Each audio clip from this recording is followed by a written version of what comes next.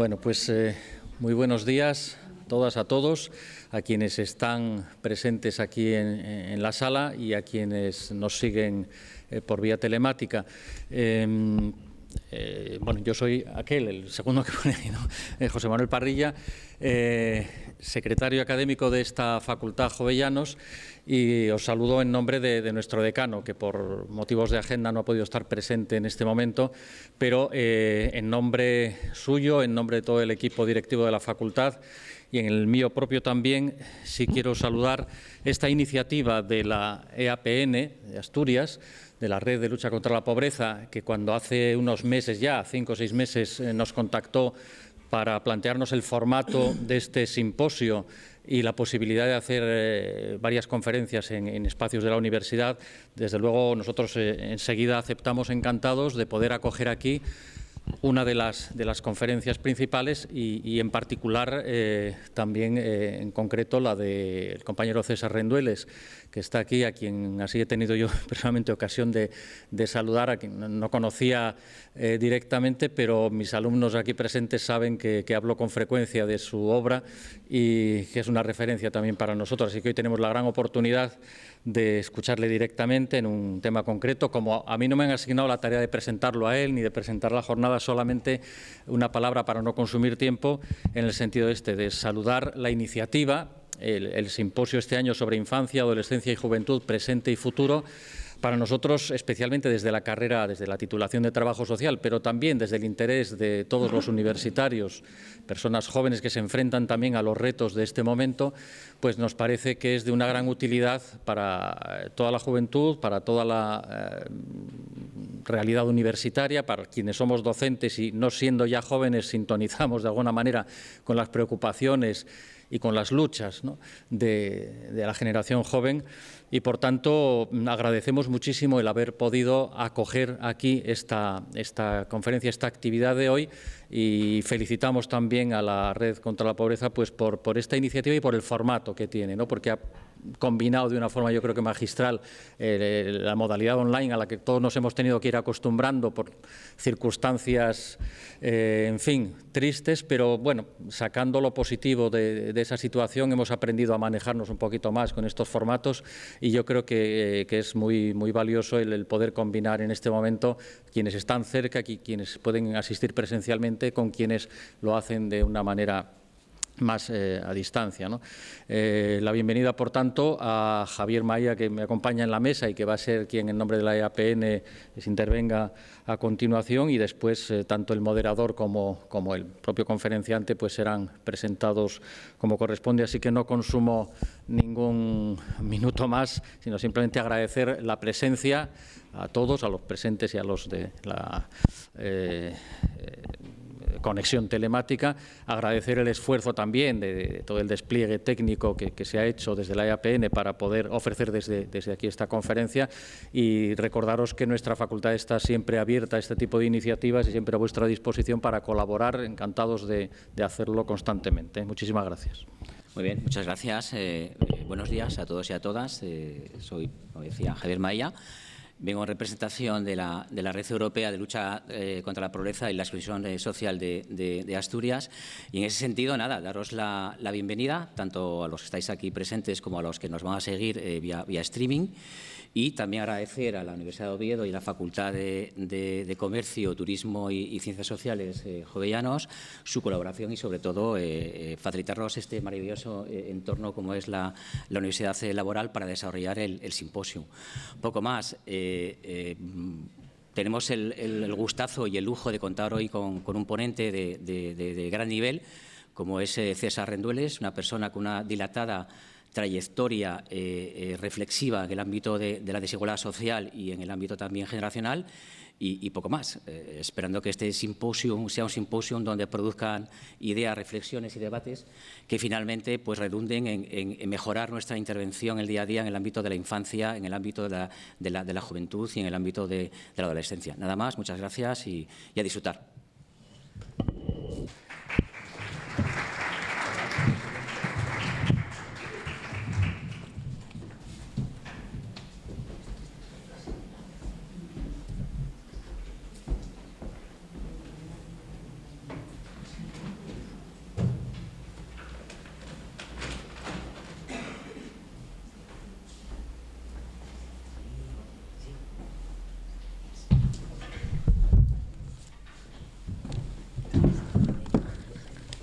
No te preocupes, lo dejo aquí, tranquila, no te preocupes.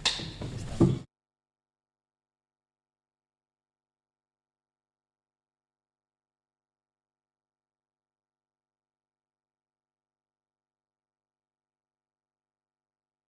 Bueno, pues buenos días a todos y a todas. Desde el Consello de la Mocedad es un placer para nosotros colaborar en este simposio de APN y poder tener el lujo de presentar hoy a César Rendueles. Bueno, César me pidió que fuese... Ay, bueno, quito... Tenéis distancia bastante, me pedís vosotros que os queréis quitar la mascarilla. Bueno, quítala, sí, luego ya me la quito yo. Vale. Ahora se oye bien, vale. Pues bueno, lo que decía, que es un lujo para nosotros poder presentar a César en estas jornadas. Me pidió que fuese muy breve y bueno, prometo serlo. César es doctor en filosofía por la Universidad Complutense, también es en esa universidad profesor del Departamento de Teoría Sociológica. Autor de varios libros como Sociofobia, Capitalismo canalla, una historia personal del capitalismo a través de la literatura. Publicó hace poco el libro Contra la igualdad de oportunidades, un panfleto igualitarista, que es el marco en el que principalmente tenemos esta conferencia, el ascensor social, la cultura del esfuerzo y otras leyendas urbanas, que creo que es muy interesante dentro de la temática que estamos tratando durante toda esta semana en el simposio. Su línea de investigación principal es en el tema de la filosofía de las ciencias sociales y la teoría crítica desde una perspectiva cercana, ¿no?, a la teoría marxista.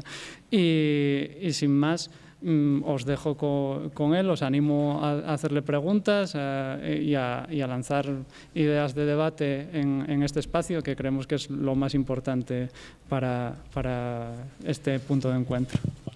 Bueno, pues muchas gracias por la presentación. Me he quitado la mascarilla sin preguntar, espero que no nos importe. Hay bastante ventilación, así que yo creo que estamos razonablemente seguros y seguras.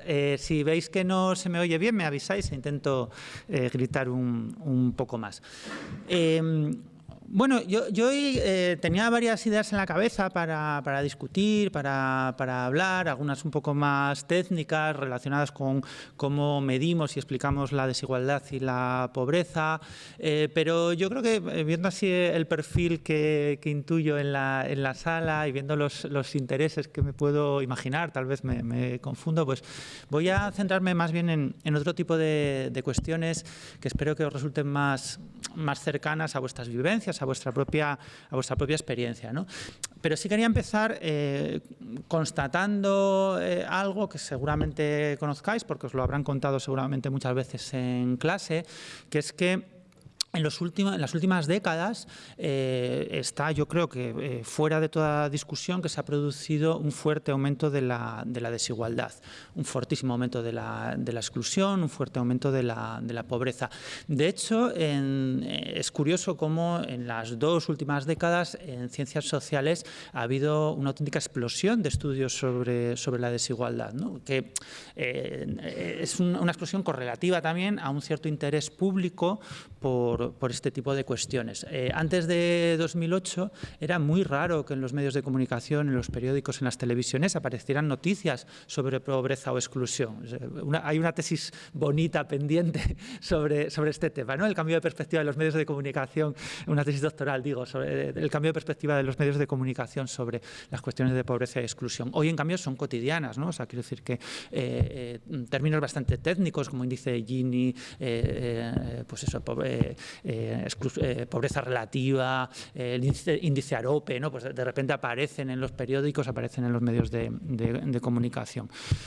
Sin embargo, creo que al menos hasta ahora, y tengo la sospecha de que es algo que está cambiando, Esa preocupación por la desigualdad, ¿no? por sus distintas dimensiones, económicas, políticas, sociales, no ha venido acompañada de una preocupación simétrica y propositiva por la igualdad, ¿no? Tenemos estudios, algunos auténticos bestsellers muy técnicos, como el libro ese de 700 páginas de Piketty, ¿no? Sobre la desigualdad a largo plazo, a lo largo de los últimos 60 años de capitalismo, pero ha estado mucho más ausente del campo político, mediático, cultural, apuestas más en firme, reflexiones más en firme sobre la igualdad, no sobre la desigualdad, sino sobre la desigualdad.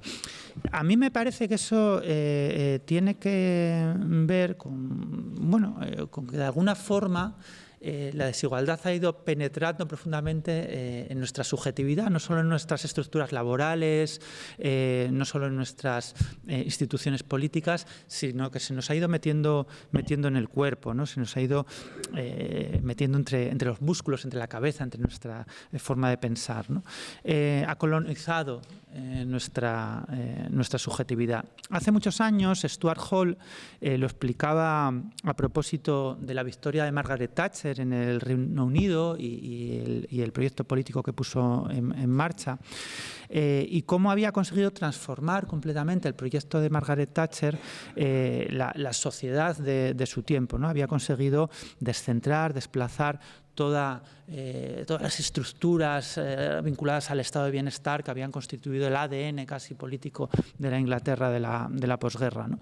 Leo una cita, no voy a leer más citas, pero esta sí que me gustaría leerla porque me parece que refleja muy bien esta idea, ¿no? De cómo a veces ciertos giros políticos, en este caso la desigualdad, coloniza la subjetividad de la gente. Decía Stuart Hall, el proyecto del thatcherismo era transformar el Estado para reestructurar la sociedad, descentrar y desplazar toda la formación de posguerra, revertir la cultura política que se había formado sobre la base del acuerdo vigente desde 1945 en adelante.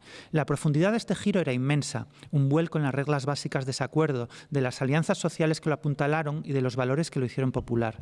No los valores y las posturas de la gente que escribe libros, sino las ideas de la gente que simplemente en su vida diaria, en su vida corriente, tiene que calcular cómo sobrevivir, cómo cuidar a los que tiene más cerca. Eso es lo que quiere decir que el thatcherismo, o sea, el neoliberalismo, aspiraba a darle la vuelta al sentido común popular. Esto suena un poco especulativo, si lo cuento así, ¿no?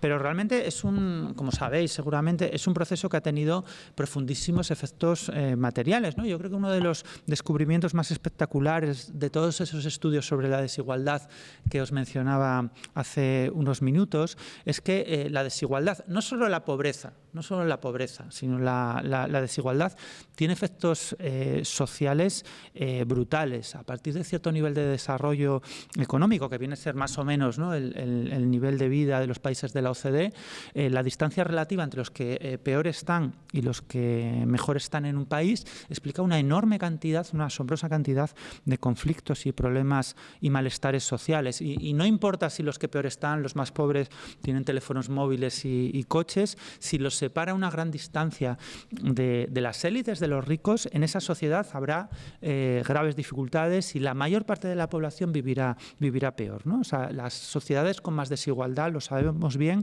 tienen peor salud, menor esperanza de vida, mayores índices de mortalidad infantil, mayores índices de enfermedad mental, más consumo de drogas ilegales, hay más violencia, más gente en la cárcel, menos asociacionismo, más fracaso escolar, ¿no? O sea, hay una retahíla enorme de problemas sociales asociados a la desigualdad. No sabemos muy bien cómo ocurre esto, no sabemos muy bien cuál es la conexión causal entre desigualdad y todos estos problemas. Es como si la desigualdad, como digo, se nos metiera, ¿no?, en los huesos, en el cuerpo, y generara toda clase de conflictos, problemas, malestares, ¿no? Y por eso resulta tan sorprendente el modo en el que en las últimas décadas el elitismo se ha ido generalizando, ¿no? Y es algo que, por ejemplo, se observa muy bien en la cultura popular.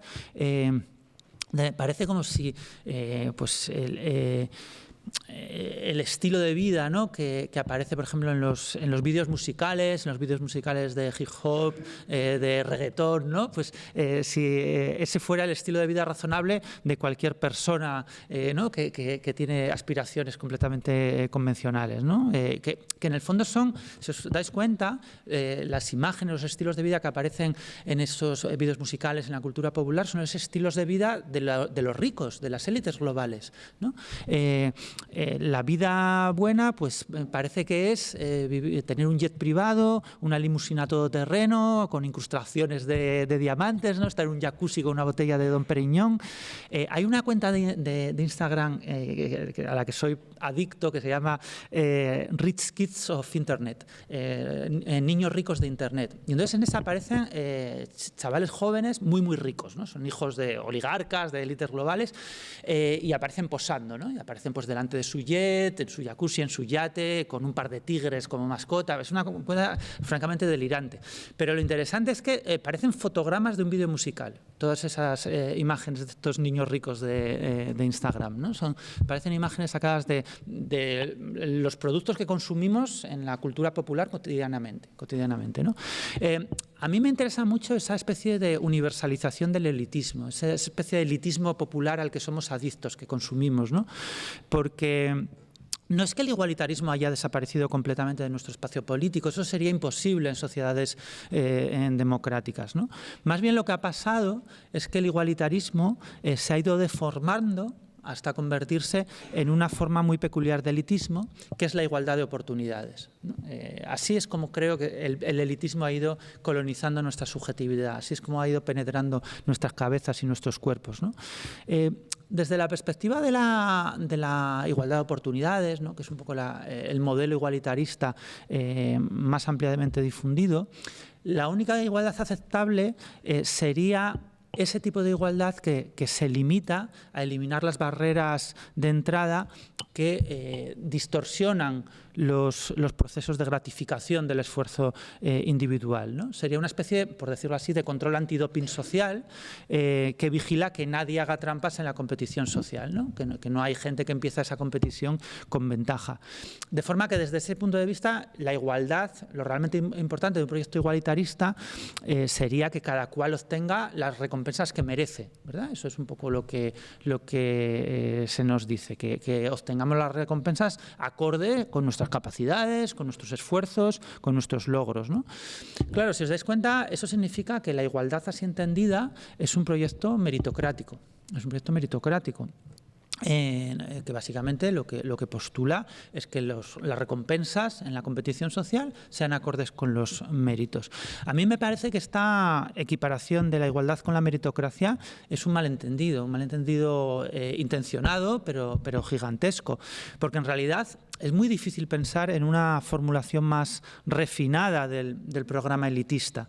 El clasismo, el elitismo casi nunca defiende los privilegios de las élites sin más, porque sí, ¿verdad? O sea, eso no suele ocurrir. Normalmente, casi siempre el elitismo ha defendido los privilegios de los ricos, de los poderosos, por su mayor mérito. Eso siempre ha sido así. Los ricos del siglo XV o los poderosos del siglo XV también defendían que ellos estaban en una posición de privilegio porque tenían más mérito. Sería más mérito militar, o más mérito por su herencia de sangre, o más mérito por su... Ahora los méritos se supone que tienen que ver con la capacidad de liderazgo, con la capacidad para emprender, pero la lógica sigue siendo exactamente las mismas, ¿no? De hecho, si uno se para a pensarlo, la palabra meritocracia es una excelente traducción de aristocracia. Si tuviera que traducir la palabra aristocracia sin recurrir a una raíz griega, no se me ocurriría mejor palabra que meritocracia, ¿no? Claro, hay un problema en ese sentido grave de compatibilidad de la meritocracia con la propia idea de democracia, porque la meritocracia ofrece posibilidades teóricas de ascenso a los desfavorecidos, pero incluso si esa movilidad social es real, y rara vez lo es, lo sabemos que esa movilidad social casi nunca es verdad, que tendemos a morirnos exactamente en la posición social que hemos heredado de nuestros padres, pero incluso si es real, eso nos socava la influencia de las élites. En realidad, a menudo lo que pasa es que contribuye a intensificar la influencia de las élites porque apoya la ilusión de que la posición social de esas personas privilegiadas solo se basa en el mérito, ¿verdad? De que en realidad ese programa meritocrático lo que hace es que más probable que las élites ejerzan de forma irresponsable su poder porque consideran que no tienen ninguna obligación respecto a sus predecesores o a esas comunidades que dicen liderar, ¿no? La meritocracia justifica los privilegios como un premio justo al talento y, por tanto, no solo no cuestiona esos privilegios, sino que ni siquiera plantea la idea de que hay obligaciones, corresponsabilidades asociadas a esos privilegios, ¿verdad? La igualdad de oportunidades, bueno, pues tiende a plantear que la igualdad se debe entender como dar a cada cual lo que se merece, ¿no? Es lo que os decía antes. Pero pensad que el programa igualitarista profundo tradicionalmente ha planteado algo muy, muy diferente. No dar a cada cual lo que merece, sino dar a cada cual lo que necesita para desarrollarse como persona, ¿no? Para potenciar el autodespliegue de las personas y tomar de cada cual según sus capacidades, eso sí, ¿no? Es decir, que las capacidades estaban asociadas en ese programa igualitarista profundo no a la recompensa, sino a las obligaciones. En función de tus capacidades tienes obligaciones. Tienes obligaciones para la colectividad, ¿no? En función de tus méritos no tienes recompensas. En todo caso, tendrás atención a tus necesidades. Es decir, que el igualitarismo profundo no se ha planteado históricamente, ¿no? Como un proyecto asociado al desarrollo de la democracia, como un mecanismo de selección de las élites políticas, intelectuales o culturales. No, era un sistema de derechos y obligaciones, ¿verdad? Y yo creo que a veces atribuimos ciertas virtudes a la meritocracia porque la entendemos como, bueno, la posibilidad de que, efectivamente, con independencia de tu situación social de partida, tengas la oportunidad real de dedicarte a aquello que se te da mejor. Y a mí eso me parece completamente sensato, claro que sí, ¿verdad? Es perfectamente razonable aspirar a que una chica joven, si se le da bien la ingeniería, pueda dedicarse a la ingeniería con independencia de que su madre fuera fontanera, ¿no? Eso es completamente razonable. Razonable que intentemos que sea periodista o médico, quien tiene más talento para ello, independientemente de sus condiciones familiares o sociales de origen. Pero eso tiene que ver con la idea de movilidad social horizontal. Movilidad social horizontal, no con la meritocracia. Es algo completamente diferente. Pues que la movilidad social horizontal lo que garantiza es que te puedas dedicar a lo que mejor se te da. Otra cosa diferente es que esas personas tengan que tener alguna clase de privilegio, ganar más, tener más prestigio en esos puestos de trabajo.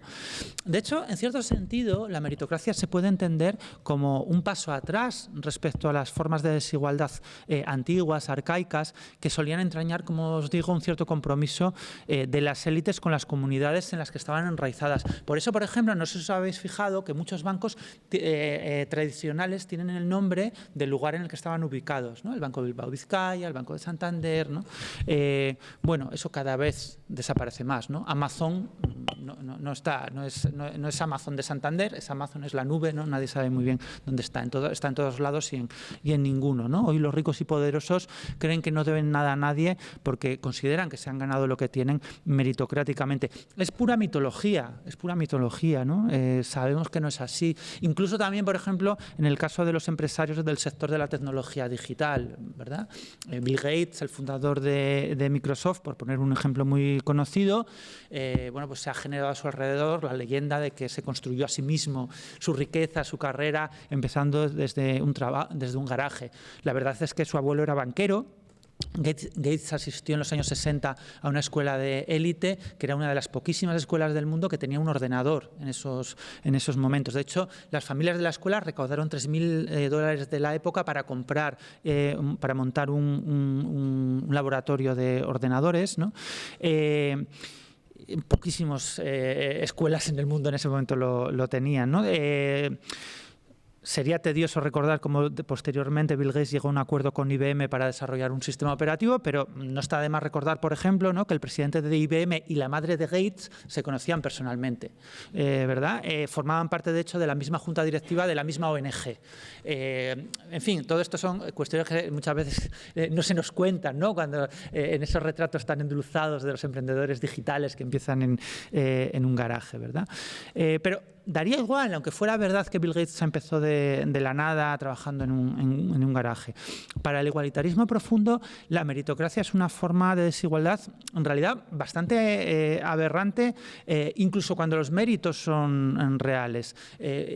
Los privilegios legítimos, en el sentido de relacionados con méritos reales, son incluso peores que los espurios, incluso peores que los arbitrarios, porque pervierten la virtud que se atribuyen. Y eso es curioso porque hay experimentos psicológicos que muestran esto, ¿no? Yo suelo contar uno que hizo un psicólogo evolutivo que me gusta mucho, que es Michael Tomasello, en el que intentaba comprobar los efectos de distintas formas de gratificación sobre la cooperación en niños pequeños de unos 20 meses, ¿no?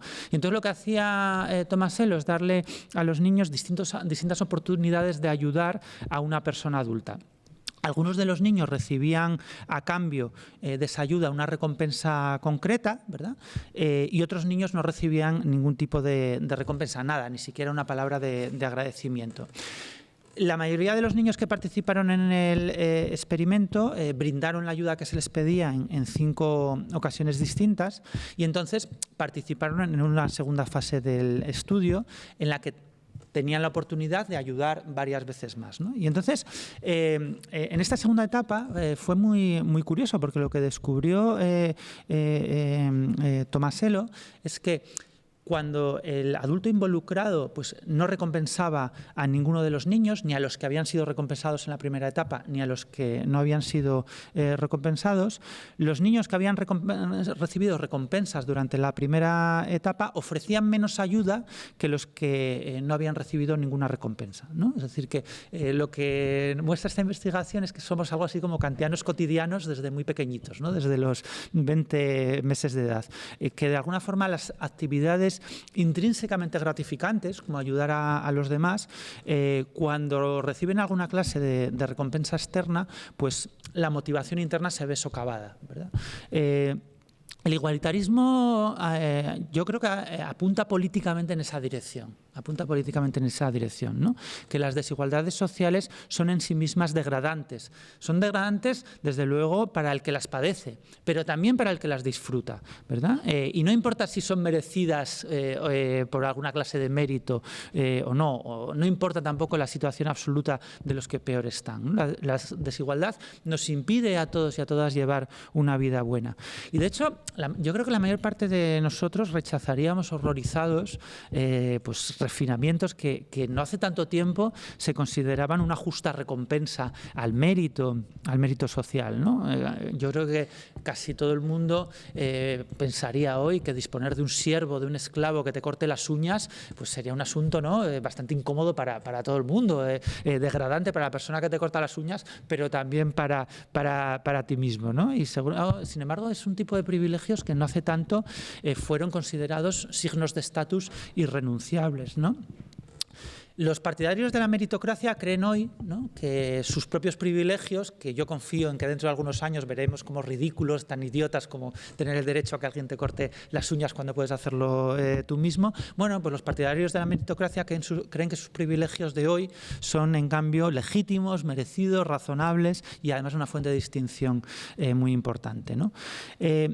Para el igualitarismo profundo, la igualdad no es un punto de partida, es un resultado, es un objetivo, ¿verdad? Es un objetivo que tenemos que ir cultivando cotidianamente a través de intervenciones permanentes. Es el producto de la construcción de ciudadanía, es el producto de la democracia cultivada sistemáticamente. ¿Qué responden a esto los partidarios de la meritocracia? Bueno, pues que en el fondo lo hacen por nuestro bien. lo hacen por nuestro bien, ¿no? Que en el fondo que ellos disfruten de privilegios es bueno para todos, ¿no? Es una justificación muy extendida de la meritocracia realmente, ¿no? Es decir, esa idea de que beneficiar a los mejores, a los que más mérito tienen, es necesario para fomentar el buen funcionamiento de las sociedades complejas, ¿no?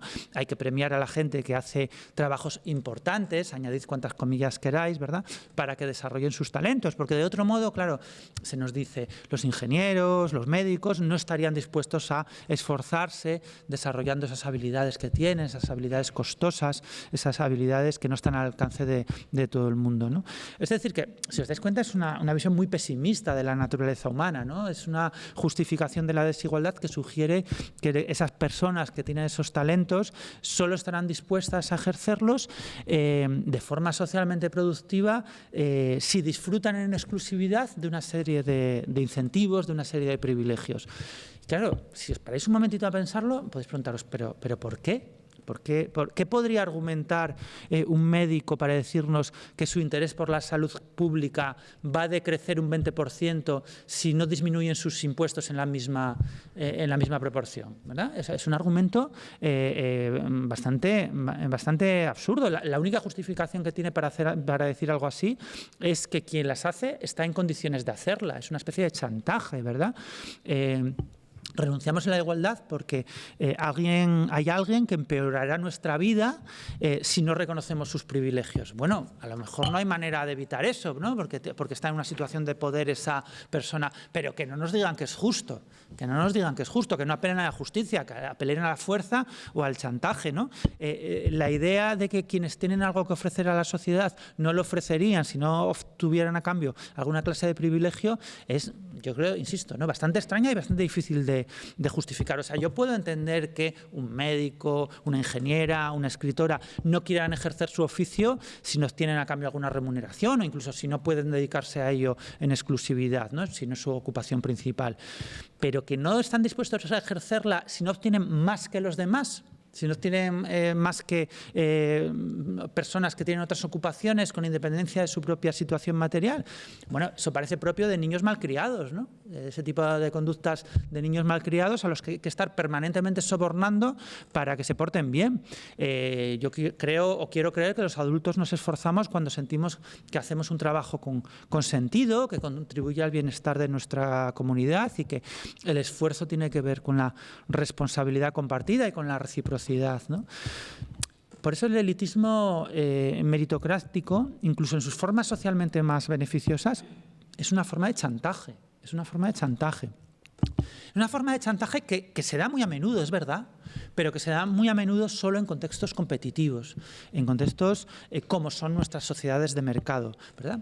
Lo que nunca se nos dice es que la base material de la meritocracia, lo que le parece hacer convertirla en un horizonte irrebasable, que no somos capaces de imaginar igualdad más allá de esa meritocracia, lo que convierte a la meritocracia en el centro normativo de nuestras sociedades es la centralidad del mercado en nuestra sociedad.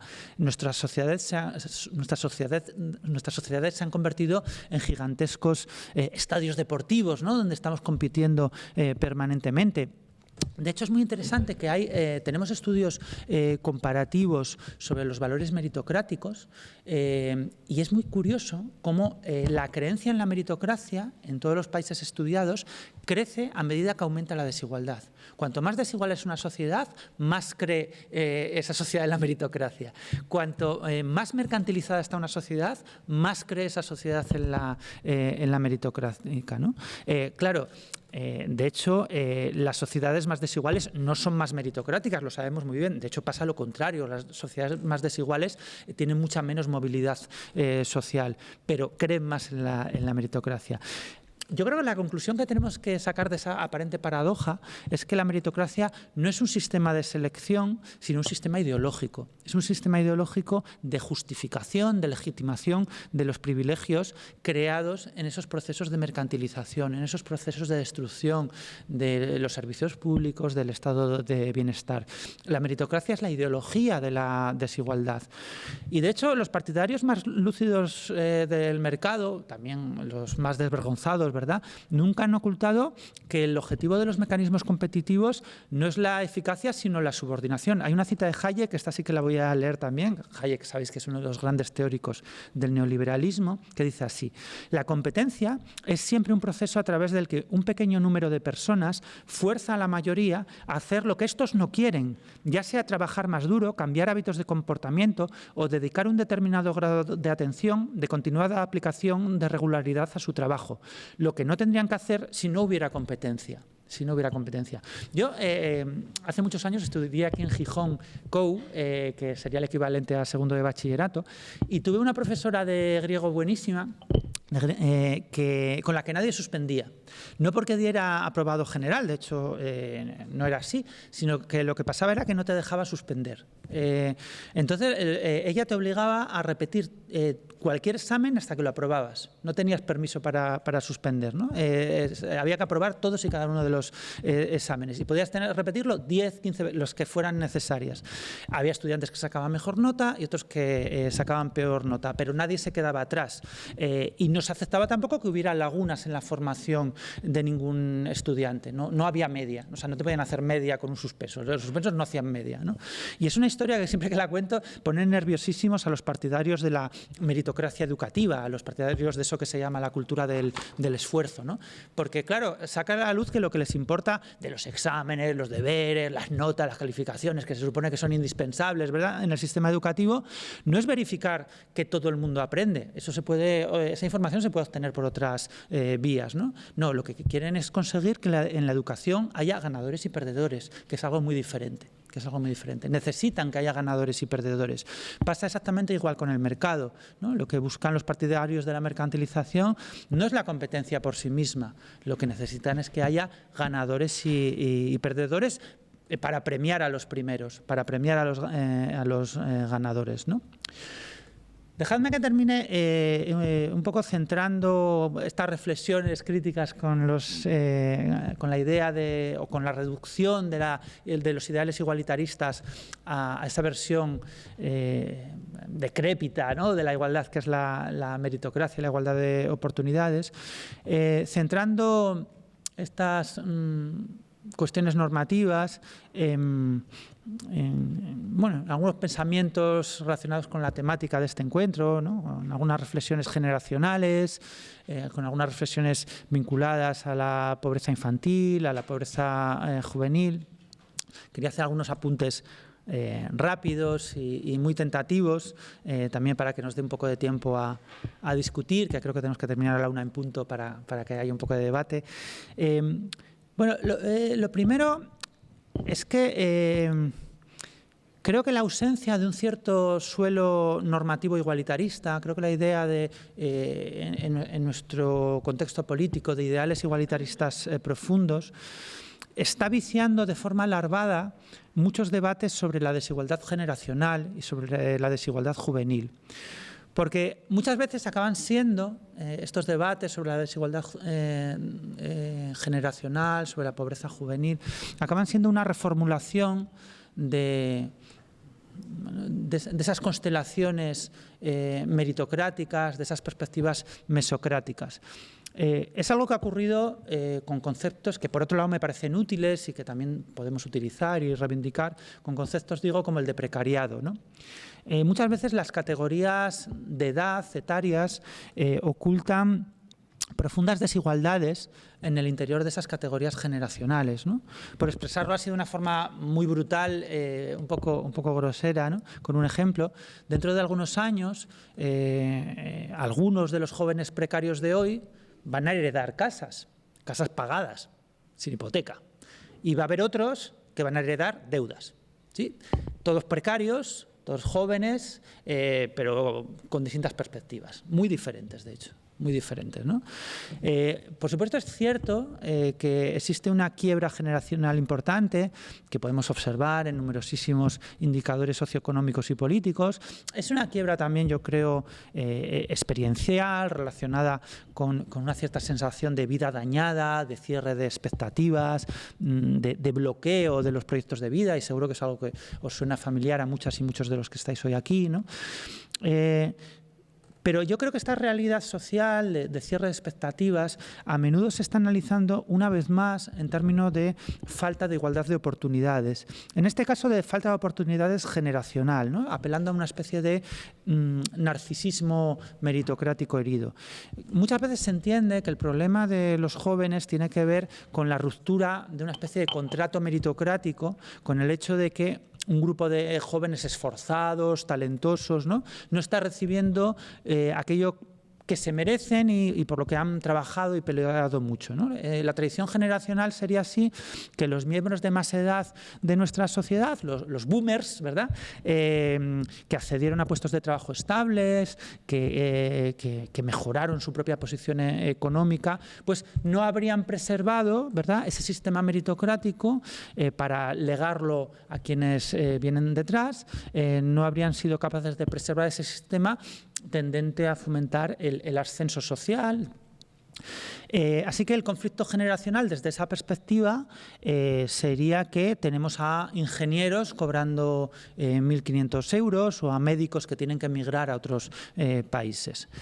Bueno, yo lo que siempre me pregunto cuando oigo esas cosas es ¿qué pasa con los que no son ingenieros ni médicos? ¿Esos se merecen lo que les pase? ¿Cualquier cosa mala que les ocurra? O sea, lo que quiero decir es que muchas veces esos análisis meritocráticos de la desigualdad generacional supuestamente compasivos, pues esconden una demonización de esos otros jóvenes que supuestamente no se habrían esforzado tanto y, por tanto, no merecerían o no merecerían tanto la compasión generacional, ¿verdad? Si has estudiado filosofía como yo, mereces la compasión, pero un poquito solo, no tanto como si has estudiado una ingeniería, ¿no? O si no una demonización, sí un borrado, una cancelación de esas vidas, de esas experiencias que no cuentan porque serían poco exitosas, ¿verdad?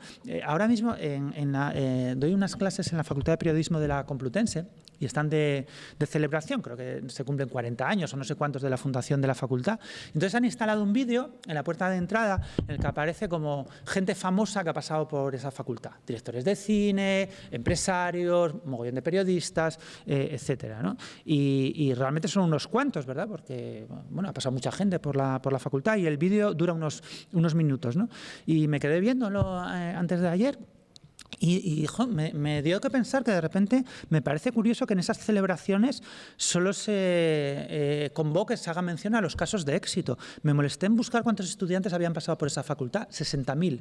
60.000, más que algunas capitales de provincia de España, ¿no? Podrían fundar una ciudad los egresados de la Facultad de Periodismo de la Complutense, ¿no?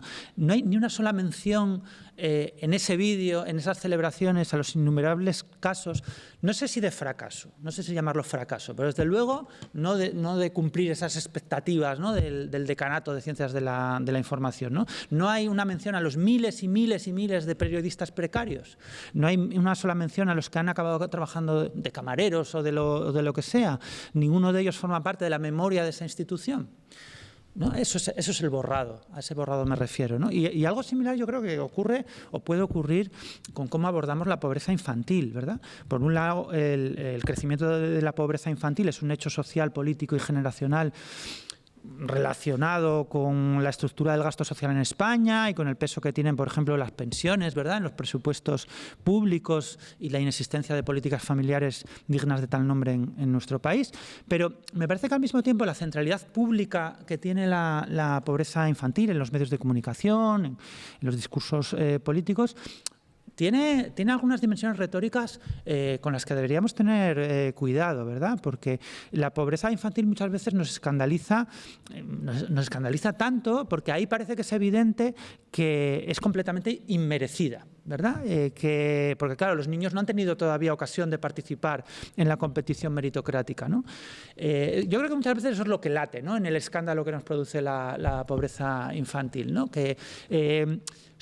Y claro, de ahí solo hay un paso a la idea de que hay otras pobrezas que a lo mejor sí que son un poco más merecidas, a lo mejor no del todo, pero un poquito más que la infantil. Tal vez incluso la propia pobreza de las madres y padres de esos niños pobres, ¿no?, que a lo mejor esos ellos sí han tenido la ocasión de competir y no se han esforzado lo suficiente. Y claro, solo hay un paso desde esa posición a modelos punitivos de intervención social, a la tutela institucional, ¿verdad?, de esas familias que no compiten con suficiente entusiasmo, ¿no? Yo creo que hay que ser prudentes prudentes a veces con cómo manejamos o cómo nos cuelan discursos meritocráticos por detrás, sin que nos demos cuenta, ¿no? Una segunda consecuencia generacional de la ideología de la igualdad de oportunidades de la que me gustaría hablar muy brevemente antes de iniciar el coloquio, ¿no?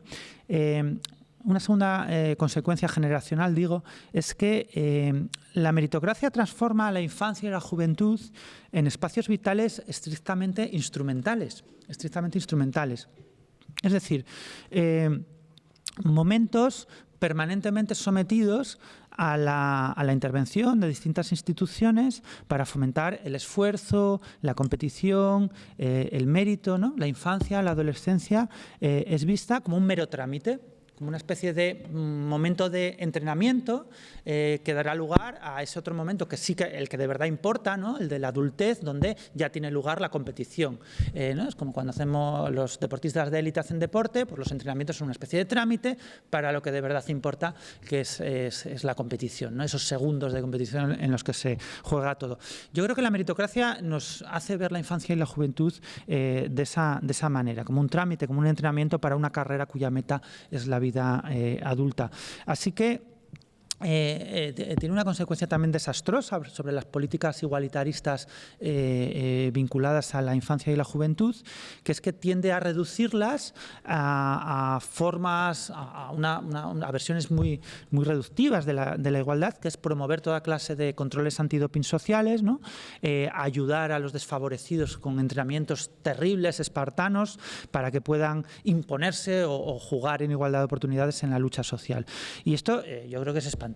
Es espantoso para el sistema educativo, en primer lugar, porque lastra los espacios educativos con una mochila demasiado pesada, ¿verdad? En el medio ambiente meritocrático contemporáneo, el sistema educativo asume una carga completamente desproporcionada, porque la escuela, el instituto, la universidad se ha convertido ya no en lugares a los que uno acude con la esperanza de aprender algo, si tiene suerte, sino que son los únicos mecanismos de justicia social que existen en nuestra sociedad, ¿no? Es un juego de manos rarísimo del elitismo, que ha tenido consecuencias catastróficas. De repente, el sistema educativo se ve cargado con una misión imposible.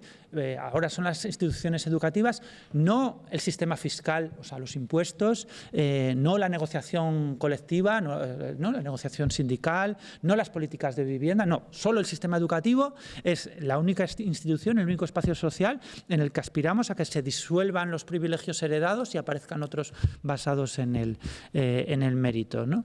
Y eso, primero, es una aspiración completamente desproporcionada para el sistema educativo. El sistema educativo es incapaz de hacer algo así. A duras penas consigue transmitir conocimientos y valores como para pretender, además, ¿no? que ocupe, ¿no? el lugar y sustituya con ventaja a los impuestos, al sistema fiscal, ¿no? Pero es que eso, en el mejor de los casos, ya os digo, es una pretensión desproporcionada. En el peor de los casos, que yo creo que es el caso más realista, realmente es una farsa que encubre que en realidad el sistema escolar transmite la posición de clase e incrementa las desigualdades, ¿no? Pero sobre todo la meritocracia convierte los espacios educativos, ¿no? donde pasa una enorme cantidad de tiempo los niños y jóvenes, en lugares ultracompetitivos, en lugares básicamente destinados a la selección de los mejores, en base a ese horror llamado cultura del esfuerzo, entendida como cultura de la competencia, ¿no? Y donde las propuestas igualitaristas, como antes decía, se ven completamente jibarizadas, porque, claro, como el único mecanismo para mejorar las condiciones de los niños y de los jóvenes en la competición educativa es pues, mejorar sus oportunidades en esa competición, parece que la única propuesta progresista es precisamente someter a los jóvenes y niños desfavorecidos a un entrenamiento lo más duro posible, ¿verdad? Permitir que lleguen con ventaja, con alguna ventaja a esa competición social, ¿verdad? Y eso acá desemboca inevitablemente en una especie de sadismo pedagógico, una especie de sadismo docente que encima se nos vende como algo progresista, ¿verdad? someter a los niños a cuantos más deberes mejor, cuantos más exámenes mejor, una docencia en fin, más centrada en la transmisión objetiva de contenidos mejor, se nos vende como un proyecto progresista, que sabemos de antemano que está destinado al fracaso, ¿no? Sabemos que los ricos y los privilegiados siempre juegan con ventaja y no hay competición que consiga remediar eso, ¿no? Pero acaba convirtiendo la meritocracia, la educación, en una especie de proyecto de pedagogía marine, donde el sadismo es la norma y encima tenemos que asumir que eso forma parte de proyectos progresistas. Apostar por la igualdad generacional, yo estoy de acuerdo en ello, desde luego implica intervenir sobre una serie de situaciones de desventaja, de pobreza material, de exclusión, no me cabe la menor duda, o sea, eso es así y yo creo que tenemos que desarrollar mucha imaginación institucional, mucha imaginación también en el ámbito de la cooperación para intervenir en todos esos ámbitos. Pero yo creo que también apostar por la igualdad generacional es cuestionar, además, un marco de relaciones sociales que nos hacen llevar a todos vidas peores, a los que sois más jóvenes y a los que somos un poco ya mayores, ¿no? Si en los niños y jóvenes los efectos de la desigualdad se ven hoy con más claridad, no es porque el ascensor social se haya averiado, no es porque el contrato social meritocrático se haya roto, es porque el contrato social meritocrático nunca ha existido. Porque el contrato social meritocrático nunca ha existido. Ese contrato siempre fue, en el sentido más estricto de la expresión, un timo piramidal, ¿verdad? Y yo creo que lo que está pasando es que los jóvenes hoy se han dado cuenta, se están dando cuenta, ¿no? Y es lo que explica, por ejemplo, para mí, un fenómeno reciente y francamente sorprendente, es que desde el inicio de la pandemia, supongo que os habrán hablado de ello, millones de personas en todo el mundo están abandonando sus puestos de trabajo voluntariamente. Además del paro, del desempleo involuntario,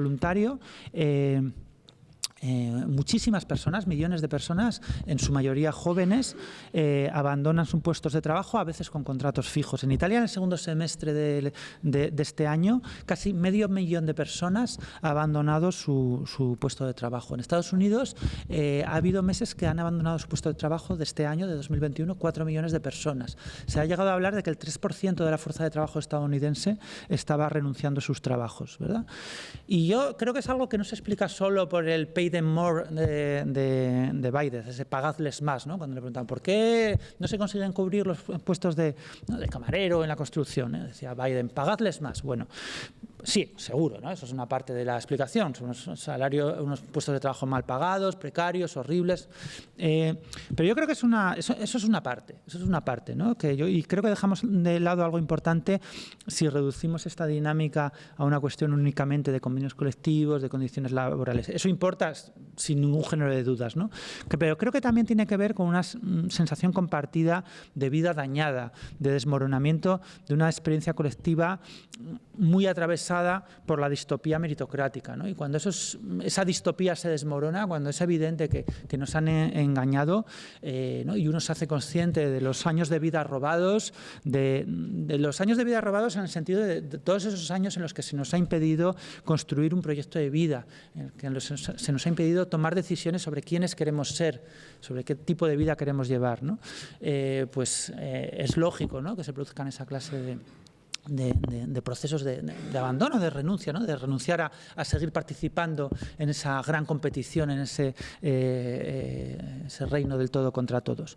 Porque la igualdad debería ofrecer, o el programa igualitarista debería ofrecer estrictamente lo contrario, ¿no? Un horizonte de autonomía, un horizonte de libertad compartida, un horizonte en el que sea posible sentar colectivamente las bases para el control de nuestras vidas, para el desarrollo personal y colectivo. Y en relación con esto último, dejadme que termine ahora sí otra vez pues con una cita de un autor de mediados del siglo XX, que se llamaba Tawney, que bueno, siempre me ha gustado mucho y lo releo con frecuencia, y preparando lo que quería contaros hoy me he vuelto a acordar de algo que escribió hace más de 60 años ya, ¿no?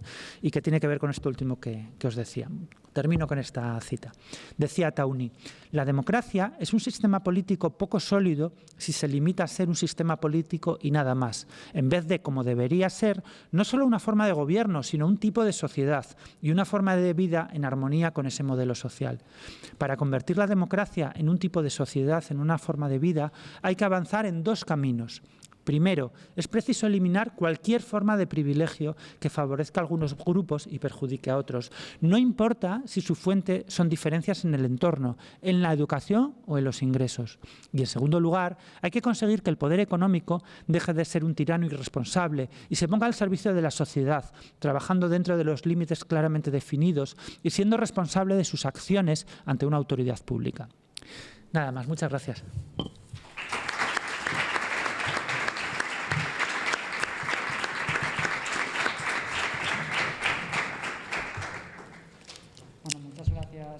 César, abrimos un turno de intervenciones. A ver si os animáis a plantear algún debate o preguntarle algo. No sé si tenemos también alguna pregunta online. Sí. Espera, que te pasan el micro. Buenas tardes ya. Yo quería hacer una pregunta en relación a la cuestión educativa y de la infancia que estábamos comentando, de la maldad, por así decirlo, que hay en el sistema educativo. Y hay una cosa que yo todavía no había entendido, ¿no? Históricamente o desde la perspectiva que una persona pueda tener individualmente. Es como una gran parte, tal vez, yo creo, del sector educativo y más de la docencia. ¿Cómo es posible que mucha gente defienda esa postura, ¿no?, de que es malo crear un sistema tan competitivo, pero al mismo tiempo las acciones no van acorde a ello? Me explico. Mucha gente puede decir, sí, es malo que los niños se quedan atrás, pero luego tenemos a cierta gente, a un profesor, a un sistema, a un colegio, que no favorece luego o no va acorde a ese pensamiento que quiere establecer, ¿no? Y lo dejan atrás y el sistema sigue siendo competitivo. Entonces, ¿por qué no hay ese empoderamiento del profesorado, del sistema educativo, en referencia a esto? Gracias. Bueno, es una cuestión tan buena que merecería no ya una conferencia, sino un congreso entero, ¿verdad? Y que me preocupa muchísimo. Yo creo que no voy exactamente a responder a la pregunta, sino intentar mantener un diálogo, porque no creo que la pregunta tenga respuesta. Es una cuestión abierta. Yo creo que en las últimas décadas de ataques a la educación pública, algo que hemos hecho muy mal, tal vez porque no nos ha quedado otro remedio, es que hemos vivido una especie de proceso de bunkerización, ¿no? Hemos entendido que defender la educación pública era sobre todo rechazar los recortes y que no había nada que hacer hasta que no se revirtieran esos recortes, ¿no? Y si te das cuenta, la mayor parte de las intervenciones en defensa de la educación pública han ido en ese sentido. Cuando los proyectos partidarios del igualitarismo educativo, los proyectos en favor de la educación pública anteriores a esos ataques mercantilizadores, tenían una dimensión propositiva muy fuerte. O sea, los proyectos de renovación pedagógica, los movimientos de renovación pedagógica, tradicionalmente estaban asociados a la educación pública. No eran cosa de 4 coles pijos con proyectos ¿no?, muy chulos de innovación. No, era gente trabajando muchas veces en colegios con situaciones sociales muy complicadas, los que defendían esos proyectos de innovación educativa inclusivos y que no dejaban a nadie atrás. Y eso lo hemos abandonado, ¿no? Nos hemos bunkerizado de una manera a veces muy cínica, muy fea, y eso ha ido calando, de forma tal que lo que vemos ahora en nuestros centros educativos, en nuestros colegios, es esa sensación, efectivamente, de que nada es posible, ¿no? De que no es posible, de que mucho uno puede aguantar a trancas y barrancas. Cuando es verdad que sin financiación, en las condiciones que nos ponen, es dificilísimo hacer muchas cosas, pero dificilísimo no es imposible. Y no todo depende de las ratios, no todo depende de los presupuestos, ¿verdad? Y hay un clima muy hostil a la reflexión, no digo a la innovación, a la reflexión compartida, colectiva, acerca de cómo mejorar esa situación, ¿no? Yo siempre lo cuento. A mí nadie, nunca, jamás, de la administración que me ha contratado ha venido a verme cómo doy clase en la universidad. Nunca, desde que me contrataron. Podría estar haciendo lo que me diera la gana, luego a lo mejor que puedo, no sé si bien o mal, pero nadie ha venido a verme. Pero no solo eso, o sea, nunca he tenido una reunión formal de evaluación con mis pares, con mis compañeros. Tengo mecanismos de evaluación, con una serie de encuestas y unas bastante disparatadas que se pasan, ¿no? Pero mecanismos de sentarnos a decir, bueno, vamos a ver cómo damos clase, vamos a ver qué está pasando, vamos a ver qué problemas tenemos, vamos a poner en marcha proyectos colectivos para tratar de solucionarlo. Jamás, ¿no? Lo tenemos informales, ¿no? Nos juntábamos a cafetería, nos sentamos a comer y lo hablamos. Pero como proyecto institucional eso no existe, ¿no? Y entonces yo creo que esa es la gran victoria del elitismo realmente en nuestro sistema educativo. El haber hecho que esa competición se nos meta por... aunque sea por defecto, por la sensación de que no se puede hacer nada contra ella en el cuerpo, ¿no? Y es uno de los grandes problemas, porque lo que está pasando ahora es que estamos asistiendo a un fenómeno extrañísimo, ¿no? Que es una especie de rojipardismo educativo, donde personas que en otros ámbitos de su vida se consideran políticamente progresistas, consideran que la posición progresista en las aulas es fomentar los deberes al máximo, poner exámenes ultra exigentes, aunque eso conlleve que suspenda el 80 o el 90% de sus estudiantes, no tener ningún problema con las repeticiones, aunque sabemos que España es el país de Europa donde más repiten los estudiantes, y considerar que eso es fomentar la excelencia de la educación pública para todos y que lo contrario es vender la educación pública, ¿verdad?, a la privatización. Eso es terrible, ¿no? Y tiene que ver, yo creo, con eso que comentabas, con una derrota histórica de los pues de las pedagogías igualitaristas.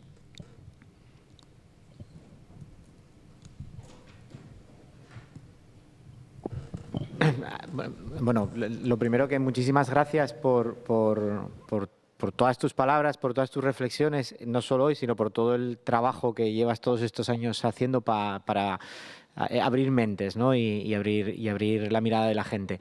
Ayer Amparo Serrano hablaba del emprendimiento, ¿no? Y de cómo el léxico, ¿no? Y la construcción de los imaginarios estaban también empujando desde esa mirada neoliberal a descargar de responsabilidad a lo común frente al tú eres responsable, tú búscate la vida y demás, ¿no? Y conecta mucho con lo que estás comentando tú ahora y todo tu trabajo, ¿no? Entonces sí que me gustaría, ¿qué mirada tienes tú también hacia todo eso, o hacia la conquista, ¿no? De esos imaginarios colectivos, ¿no? Imaginarios colectivos de las palabras, ¿no? Y de lo que connotan, de lo que denotan. Y la segunda cuestión que me encantaría que nos compartieras, porque estamos aquí en trabajo social, y el trabajo social, pues al final, pues se canaliza a través de las administraciones públicas y también de las ONGs, ¿no? Sí que me gustaría ¿qué tendríamos que hacer o qué tendrían que hacer los profesionales del trabajo social para intentar ir cambiando todo esto que nos rodea, y qué tendríamos que hacer las ONGs, que en muchas ocasiones somos parte, ¿no?, de este círculo, ¿no?, y lo retroalimentamos para realmente ir cambiando todo esto, ¿no? Bueno, respecto a las dos cuestiones que planteas, la del emprendimiento y la de qué hacemos cada uno en nuestro ámbito de actuación, yo creo que se retroalimentan y están conectadas, ¿no? Es curioso, cuando se habla de emprendimiento, igualdad de oportunidades y meritocracia, cómo se obvia un dato fundamental, ¿no? Que es que realmente los únicos países en los que domina el autoempleo, el emprendimiento en sentido estricto, son países muy pobres. No hay ni un solo país desarrollado en el que el emprendimiento, el autoempleo, sea más del 10, el 12% del empleo total, ¿no? Eso es algo que se olvida muy a menudo. Pero también se olvida otra cosa muy interesante, ¿no? Que es que muchas veces la desigualdad nos priva de aprovechar las dimensiones más positivas del emprendimiento.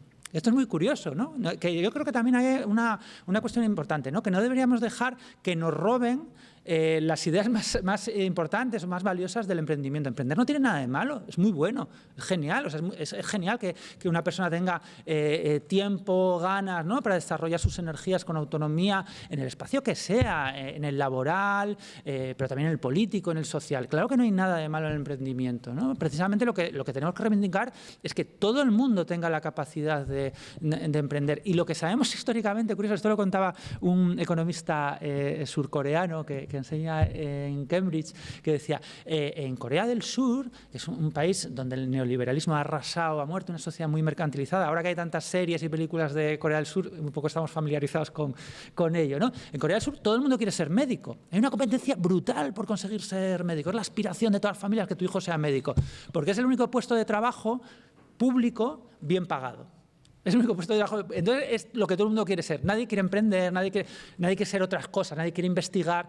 Y en cambio, en países con sistemas de bienestar más desarrollados, la gente es mucho más emprendedora, porque efectivamente puedes emprender porque sabes que si te va mal, y casi siempre va mal, porque la vida normalmente nos va mal, en estos proyectos, ¿verdad? En esta clase de proyectos, pues los proyectos políticos suelen fracasar, los proyectos de autoempleo suelen fracasar, pues sabes que si te va mal no te vas a morir de hambre, sino que vas a tener un colchón no familiar, como tienen normalmente los emprendedores, sino social y compartido y común.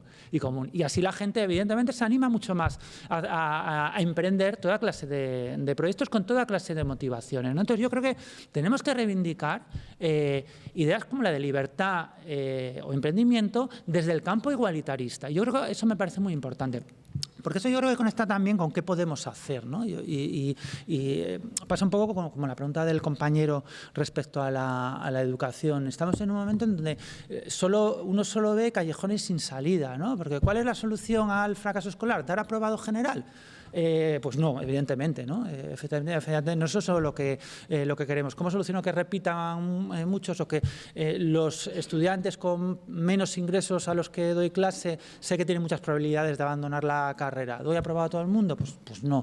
Y ese tipo de callejones están por todas partes. Participar en una institución pública como trabajadora social o en una ONG, pues, ¿qué os voy a contar, ¿no? Te conlleva dilemas permanentes, ¿no? Te ves sumido en un sistema muy punitivo, que te obligan a vigilar permanentemente situaciones imposibles. O sea, yo creo que eso son las contradicciones en las que nos aboca un sistema. Y no creo que haya grandes soluciones más allá de pues, construir en común alternativas, ¿no? Y yo creo que el ejemplo de la educación es bueno. Si no somos capaces de construir alternativas propositivas, desde la gestión individual de la miseria poco vamos a poder hacer, porque la miseria engendra más miseria, ¿no? Y así lo que yo creo, la conclusión de todo este trayecto es también unas situaciones personales, ya que sois trabajadoras sociales, de mucho desgaste, que es algo que se ve mucho también en educación, ¿no? De profundo desgaste profesional, de gente que se ve muy quemada, muy pronto además, porque se enfrenta a situaciones estructurales que son auténticos callejones sin salida institucionales, ¿no? Y yo creo que de ahí se sale no individualmente, sino colectivamente. Igual que el emprendimiento, que nos venden como algo individual, deberíamos pensarlo como algo colectivo, permitir que todos y todas tengamos esa oportunidad. Yo creo que lo mismo pasa con la intervención social, ¿no? Si intentamos salir de ahí individualmente, mal lo llevamos, ¿no? Yo creo que ahí solo hay queme profesional en el horizonte más o menos lejano. A lo mejor lo conseguimos alojar un poquito, pero poco más, ¿no? Bueno, gracias, César, por la conferencia. Muy interesante. No sé si es una pregunta exactamente, pero oyéndote y también la primera intervención, recordé que aquí a muy pocos metros, en este mismo edificio, hay un profesor, al cual no conozco, un profesor de francés que da clase en la FP y que pone bastantes dieces, no es que ponga solo dieces, pero pone muchos dieces cuando ve con unos criterios que tiene claros y definidos con el grupo, que si hay avance y se mejora en el aprendizaje y hay...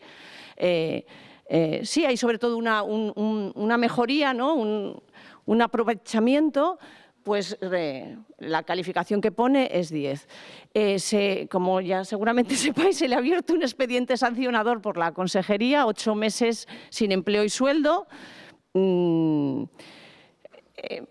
sabemos qué va a pasar después de ese es el primer apercibimiento, ¿no? Que si sigue reincidente, no sé si luego la siguiente sanción sea la expulsión de la carrera docente, pero lo que más me llamó la atención cuando leí sus comentarios es que llevaba ya mucho tiempo haciéndolo y nadie, como bien dices tú, nadie vino nunca a pedirle cuentas ni tuvo ningún tipo de control, ¿no? de su desempeño docente, ¿no? Esa expresión tan tan significativa también, y que esto le sucedió en cuanto publicó un ensayo contando cómo evaluar. Hay otra forma de evaluar, es posible, ¿no? Una evaluación alternativa, ¿no? Y contando los avances que había conseguido, es decir, que le estaba funcionando, que daba resultados, ¿no? No sé, quería como comentarlo porque además como estamos aquí y está ahí enfrente y está la situación abierta ahora en Gijón, por sumar un poco, ¿no?, otra reflexión. Gracias. Aquí, si le conocéis, transmitidle mi apoyo y mi admiración, porque realmente es sencillamente increíble y profundamente escandaloso.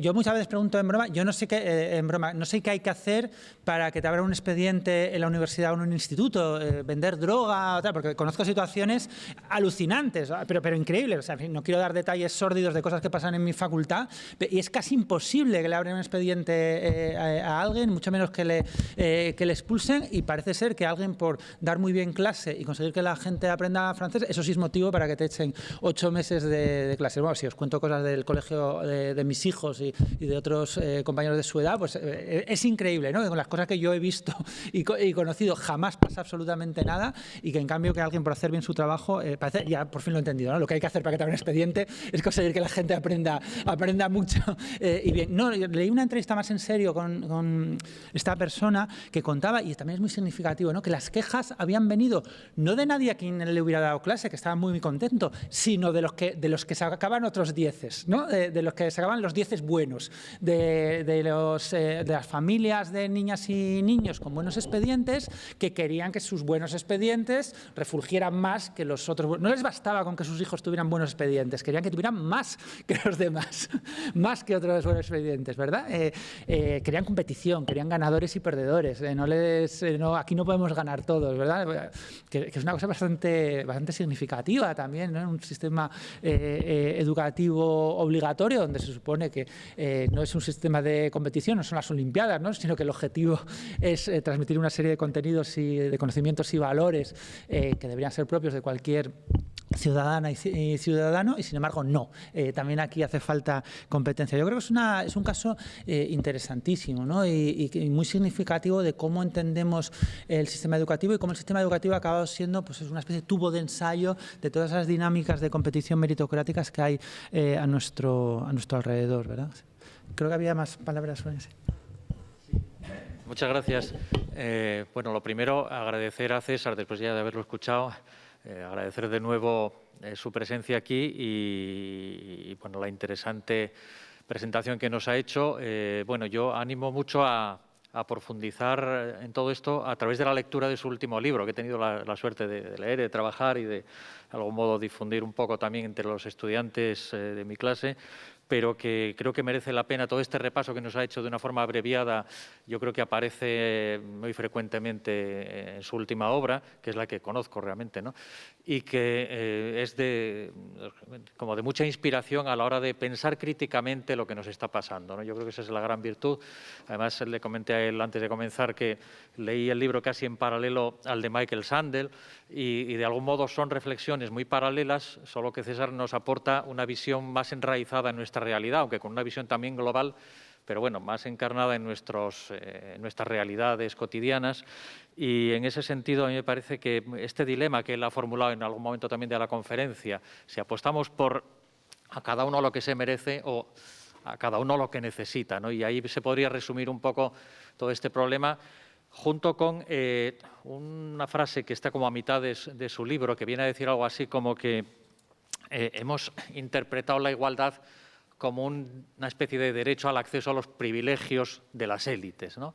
Hemos renunciado a la posibilidad de una igualdad auténtica y al final nos convertimos, por muy progresistas que seamos, en decir, bueno, yo quiero tener lo que tienen estos demás, ¿no? Y al final caemos en la trampa de esta competencia absurda a la que nos lleva la meritocracia. Bien, hay cantidad de cosas. Me interesó mucho también el aspecto del entrenamiento para la competición, trasladado justamente al mundo del deporte.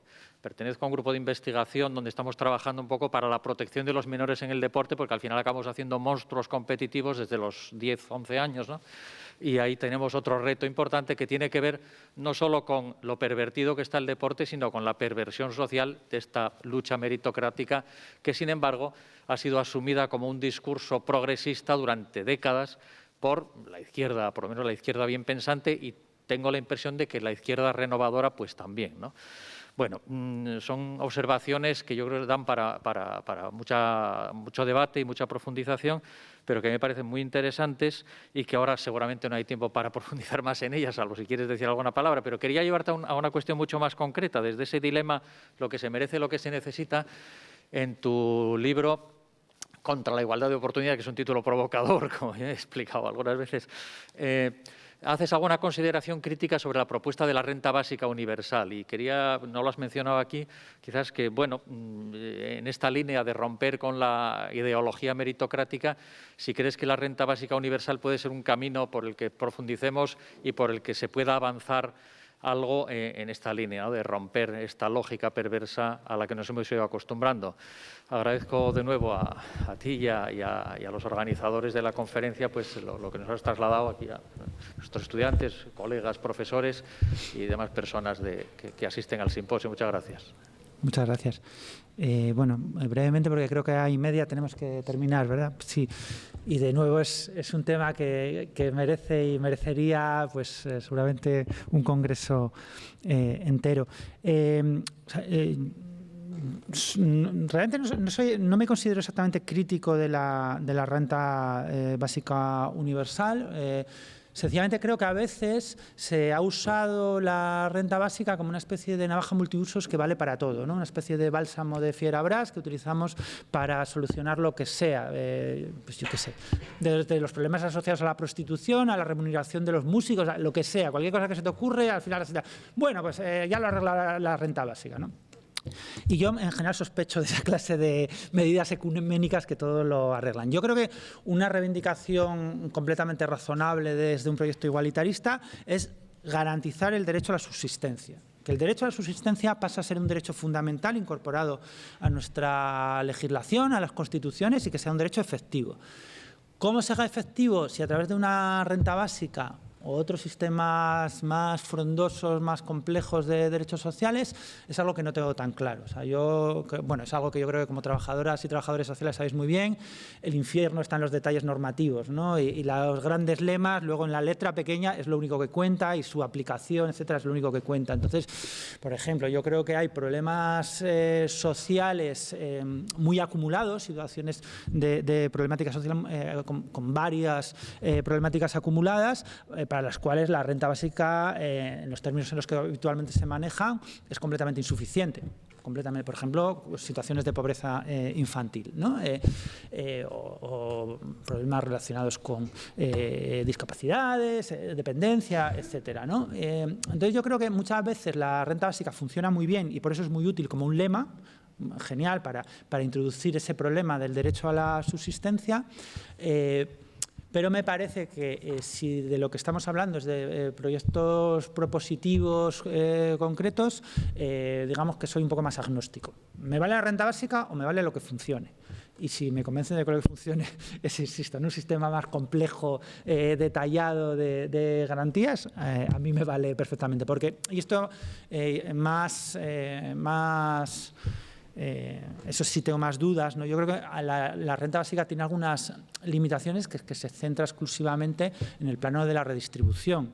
Deja completamente intacto el plano de la producción y el plano de la distribución, ¿no? Y en un contexto como el que estamos, de crisis ecosocial más que incipiente, digamos que poner todas las castañas del fuego, creo yo, en la redistribución, pensando, ¿no?, que los sistemas productivos que hemos heredado del pasado van a seguir siendo los mismos en las próximas décadas, igual es un proyecto que tiene un recorrido menor del que nos imaginamos, ¿no? O sea, yo creo que es un modelo que está imaginado como para una prolongación de los estados keynesianos de posguerra, una especie de reformulación de los estados keynesianos de posguerra sin la mediación de la negociación colectiva, ¿no? Es algo así podría ser.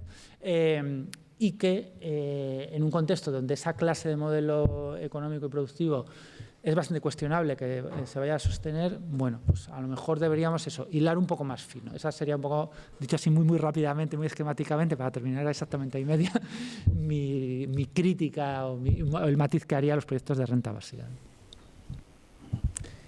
Bueno, pues nada, ya vamos justos de tiempo, entonces nada, agradeceros a todos y a todas vuestra participación hoy, agradecer a César por la ponencia que ha sido muy interesante y recordaros que hoy a las 4 ya finalizamos el simposio con la mesa sobre vivienda, exclusión social, participación y emancipación. Gracias a todos. Muchas gracias.